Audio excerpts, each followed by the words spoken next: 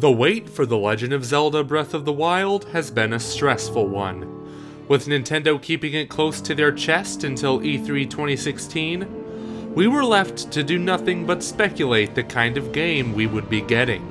And somehow, someway, Eiji Aonuma and his team managed to exceed even our wildest expectations. At its forefront, Breath of the Wild brings Zelda back to its open-air roots established over 30 years ago by the very first game. And it does this so elegantly that it increases our standards as to what an open-world game can and should be. Rather than following a mundane checklist of go here and do this, Breath of the Wild encourages you to get lost in Hyrule and just let things happen as you go along. Attack this base camp to steal their treasure, get valuable information from this NPC, cook some nutritious food for health or a stealth boost, use that stealth boost to wrangle a horse to register at a stable, then get some. Many other open world games claim you can go anywhere and do anything, but Breath of the Wild actually means it. Just about every surface is climbable, so there's no need to keep pressing the jump button in hopes you don't slide down. But keep watch for that stamina meter, or it could mean sudden death. Luckily, you're able to upgrade both of the stamina meter and heart quantity by completing shrines, which are tactically placed all throughout the game world. These mini-dungeons of sorts can vary from solving puzzles, navigating mazes, engaging in duels, completing survival challenges, and more.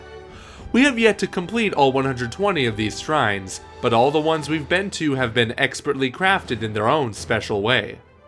While these mini-dungeons are great, main dungeons are a staple in The Legend of Zelda's history, and there are only 4 in this game, known as the Divine Beasts.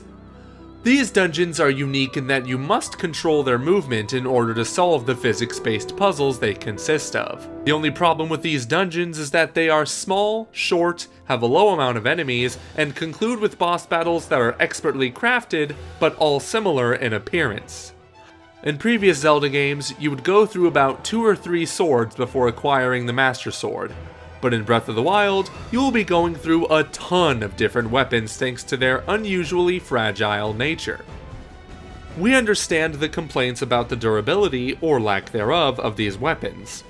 But this was a very deliberate feature that adds variety to the game's combat. Because if these swords and shields were invulnerable, you'd only stick with 1 or 2 of them for the remainder of the game.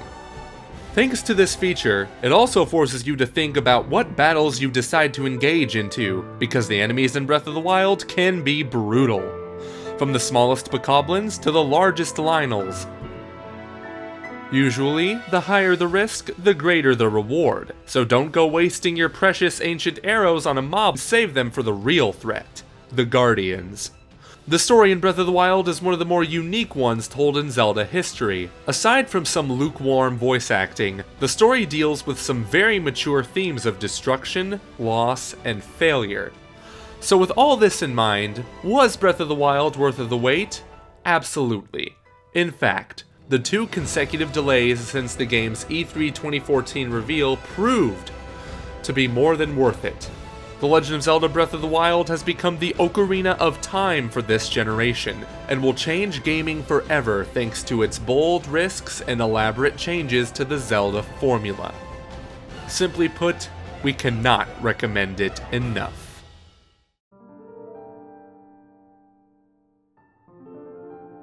Ventetiden for The Legend of Zelda Breath of the Wild har vært fylt med gjentatte forsinkelser, og fram til E3 2016 var det ingenting annet å gjøre enn å spekulere om hvilket spill vi ville få. Likevel har den lange ventetiden vært verdt det, for producer Eiji Aonuma, direktør Hidemaru Fujibayashi, og Zelda-teamet har overgått alle forventninger. Kort fortalt, Breath of the Wild bringer Zelda-serien tilbake til sine åpen verden-røtter 30 år etter seriens vogge, og gjør det så elegant at den med det samme setter en ny standard til hva en åpen verden i et spill kan og bør være. I stedet for å følge en kjedsom sjekkliste over ting og steder som det blir fortalt å gjøre og besøke, så oppfordrer Breath of the Wild deg å gå deg vill i Hyrule, og la hendelser og fristelser dukke opp etter hvert. Angrip monsterleirer for å berike seg med gods og våpen, redd uheldige forbipasserende og få verdifull informasjon fra disse. Tilbered næringsrike retter for å gi deg en helse- eller snikeboost, og bruk disse for å snike deg opp til en hest, temme denne og bringe den til nærmeste sal for registrering. Mange åpen verdensspill påstår at du kan gå overalt og gjøre alt mulig, men Breath of the Wild mener dette. Du kan gli høyt og på langs denne imponerende verdenen.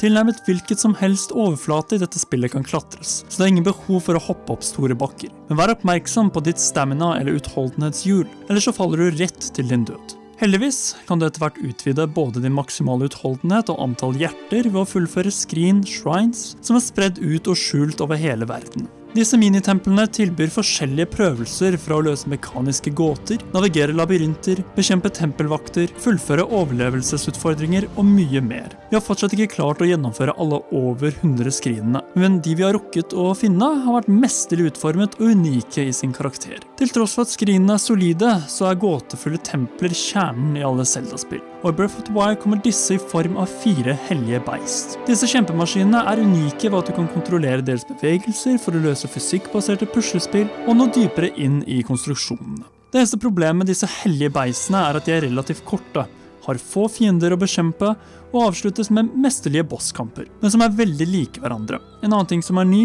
er våpenvariasjon. Der du tidligere hadde opp mot 3 sverd før du trakk ut mestersverdet, er det nå et flust av sverd og våpen å plukke opp med forskjellig holdbarhet. Mange har klaget på at våpen tæres ned for enkelt, men i vår erfaring fører de mer sårbare sverdene, buene og skjoldene til større gameplay-variasjon. Der du fort lærer deg å snikangripe fiender, kan ofte være en bedre løsning for å unngå slitasje på dine sverd eller buer. Alternativet med uknuselige våpen ville bare ført til at man bare ville brukt 1 eller 2 av disse for resten av spillet. Takket være denne mekanikken tenker du deg gjerne også om hvem som det er lurt å trekke sverdet mot, for fiendene i Breath of the Wild kan være brutale. Fra de minste bokoblinene til de største line-elene. Naturligvis, jo høyere risiko, desto større er belønningen. Så vær sikker på å ikke sløse oldtidens piler på en av de mange moblinene, men heller spar dem mot de fryktede guardianene. Og det er nettopp det som er med historien i Breath of the Wild. Den er en av de mest unike i serien. Utenom en variabel stemmeleggingsprestasjon takler dette spillet tunge storytemaer som ødeleggelse, tap og fiasko mesterlig.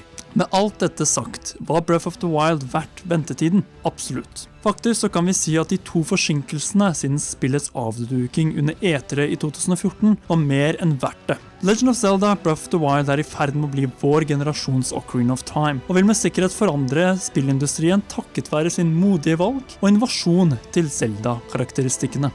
Vi kan ikke anbefale dette spillet varmt nok. Terningkast 6.